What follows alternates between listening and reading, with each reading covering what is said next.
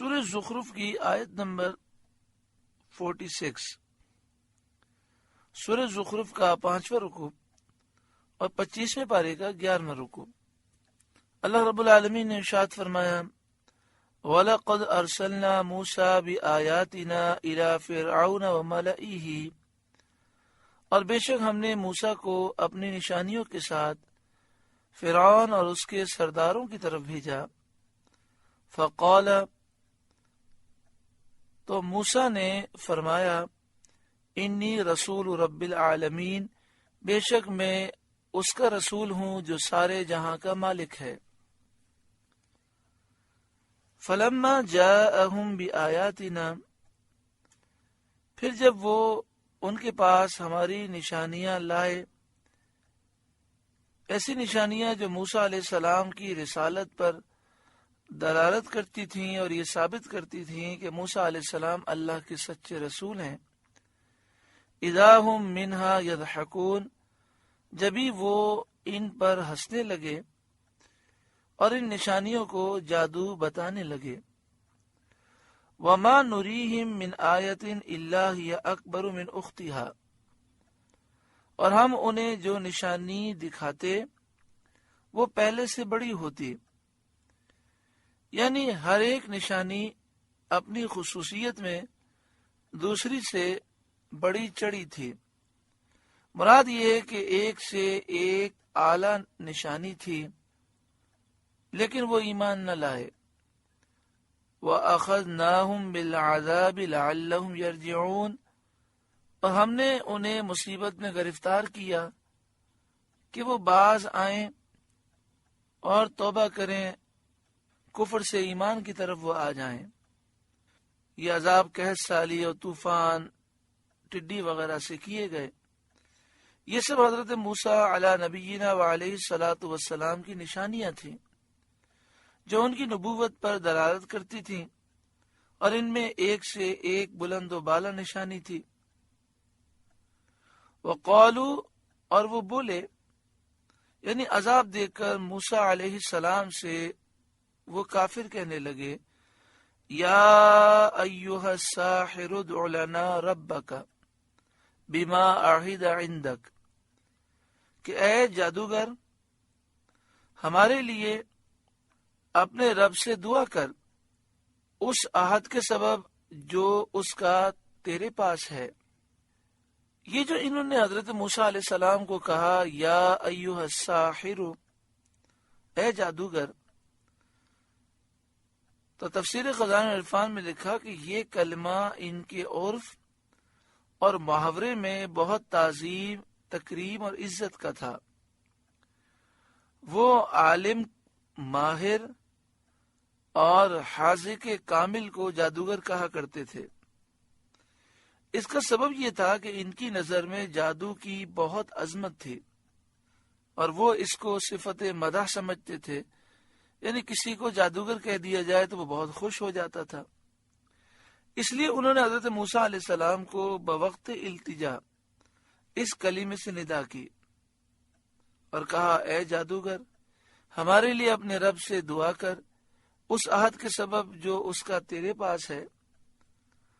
وہ عہد یا تو یہ ہے کہ آپ کی دعا مستجاب ہے، اللہ نے وعدہ فرمایا کہ اے موسیٰ آپ کی دعا میں قبول کروں گا، یا یہ عہد سے مراد نبوت ہے، یا یہ عہد ہے کہ ایمان لانے والوں اور ہدایت قبول کرنے والوں پر سے عذاب اللہ تعالیٰ اٹھا لے گا۔ تو انہوں نے کہا کہ آپ عذاب اٹھا دیں تو پھر ہم ایمان لے آئیں گے۔ اننا لمہتدون، بے شک ہم ہدایت پر آ جائیں گے، ایمان لائیں گے۔ چنانچہ حضرت موسیٰ علیہ السلام نے دعا کی اور ان پر سے عذاب اٹھا لیا گیا۔ فلما کشفنا عنہم العذاب اذا ہم ینکثون، پھر جب ہم نے ان سے وہ مصیبت ٹال دی جبھی وہ عہد توڑ گئے، یعنی ایمان نہ لائے اور کفر پر مصر رہے، کفر پر ڈٹے رہے۔ وَنَادَى فِرْعَوْنُ فِي قَوْمِهِ قَالَ، اور فرعون اپنی قوم میں پکارا، بہت افتخار کے ساتھ، غرور کے ساتھ کہنے لگا یا قومی، اے میری قوم، الیس لی ملک مصر، کیا میرے لیے مصر کی بادشاہت سلطنت نہیں؟ وہذہ الانہار تجری من تحتی، اور یہ نہریں کہ میرے نیچے بہتی ہیں. یہ دریائے نیل سے نکلی ہوئی بڑی بڑی نہریں تھیں جو فرعون کے محل کے نیچے جاری تھی.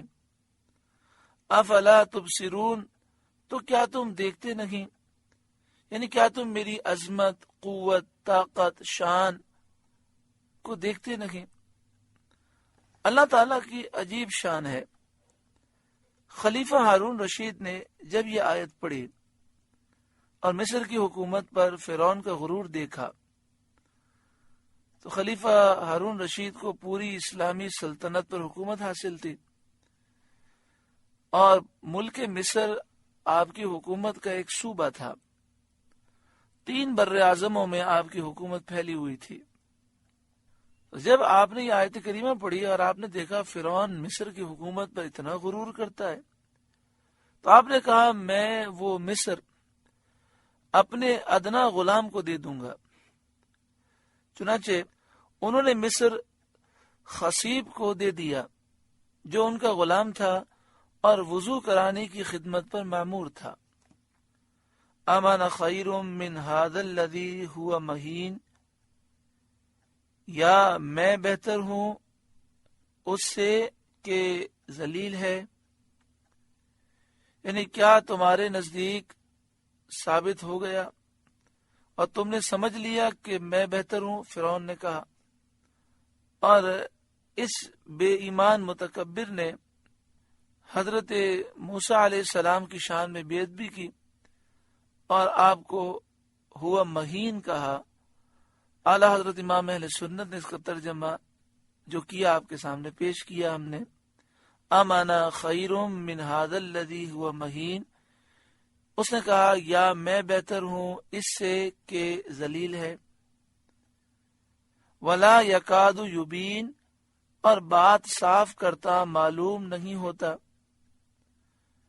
کیونکہ زبان میں گرے ہے تو زبان میں گرے ہونے کی وجہ سے بات صحیح کرتا معلوم نہیں ہوتا، جو بچپن میں آگ منہ میں رکھنے سے پڑ گئی تھی. اور یہ اس ملعون نے جھوٹ کہا کیونکہ آپ کی دعا سے اللہ تعالیٰ نے زبان اقدس کی وہ گرے ختم کر دی تھی. لیکن فرعونی پہلے ہی خیال میں تھے، ان کو وہ پرانی بات یاد تھی. حالانکہ جب آپ نے یہ دعا کی رب اشرح لی صدری ویسر لی امری واحلل عقدۃ من لسانی یفقہوا قولی، تو اللہ تعالیٰ نے زبان کی یہ گرے زائل کر دی، ختم کر دی. آگے پھر اسی فرعون کا کلام ذکر کیا جاتا ہے، اسی کی بات ذکر کی جاتی ہے. فرعون نے کہا فلولا القی علیہ اسورۃ من ذہب، تو اس پر کیوں نہ ڈالے گئے سونے کے کنگن. یعنی اگر موسیٰ علیہ السلام سچے ہیں اور اللہ تعالیٰ نے ان کو واجب الاطاعت سردار بنایا ہے جس کی اطاعت واجب ہے، تو انہیں سونے کا کنگن کیوں نہیں پہنایا؟ یہ بات اس نے اپنے زمانے کے دستور اور قاعدے کے مطابق کہی کہ اس زمانے میں جس کسی کو سردار بنایا جاتا تھا اس کو سونے کے کنگن اور سونے کا توق گلے کا ہار پہنایا جاتا تھا. او جاء معه الملائکۃ مقترنین، یا اس کے ساتھ فرشتے آتے کہ اس کے پاس رہتے اور اس کے سچے ہونے کی گواہی دیتے. فاستخف قومه فاطاعوه، پھر فرعون نے اپنی قوم کو کم عقل کر لیا تو وہ فرعون کے کہنے پر چلے. یعنی فرعون نے یہ باتیں کر کے ان جاہلوں کی عقل خراب کر دی، انہیں بہلا پھسلا لیا اور انہیں اپنے جال میں پھنسا لیا. اور یہ فرعون کی اطاعت کرنے لگے اور حضرت موسیٰ علیہ السلام کو جھٹلانے لگے. انہم کانوا قوما فاسقین، بے شک وہ بے حکم لوگ تھے، فاسق نافرمان تھے۔ فلما آسفونا انتقمنا منہم، پھر جب انہوں نے وہ کیا جس پر ہمارا غضب ان پر آیا، ہم نے ان سے بدلہ لیا۔ فاغرقناہم اجمعین، تو ہم نے ان سب کو ڈبو دیا۔ فجعلناہم سلفا ومثلا للآخرین، تو انہیں ہم نے کر دیا اگلی داستان اور کہاوت پچھلوں کے لیے، یعنی ہم نے انہیں پچھلے زمانے کی کہانی بنا دیا، ان کا وجود باقی نہ رہا، اور ہم نے بعد میں آنے والوں کے لیے ایک مثال اور کہاوت بنا دیا کہ بعد والے ان کے حال سے نصیحت حاصل کریں اور عبرت حاصل کریں۔ سورہ زخرف کا 5واں رکوع مکمل ہوا۔ اللہ تعالیٰ اس رکوع کے نور سے ہمارے قلوب کو روشن منور فرمائے۔